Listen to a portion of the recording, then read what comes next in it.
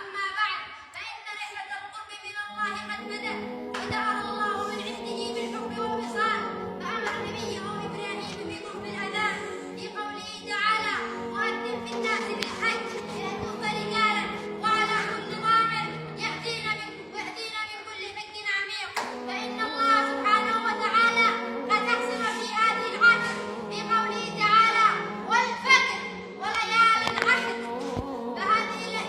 الأيام هي أحب الأيام إلى الله كما قال صلى الله عليه وسلم ما من أيام العمل الصالح فيهن أحب إلى الله من هذه الأيام قالوا ولا الجهاد في سبيل الله قال ولا الجهاد في سبيل الله إلا رجل خرج بماله ونفسه فلم يرجع من ذلك بشيء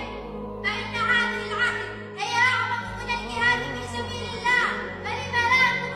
نضيعها في عدم ذكر الله وعدم طاعاته وعدم الصوم وعدم الدعاء في هذه الأيام فالذكر تجارة رابحة كما قال الله تعالى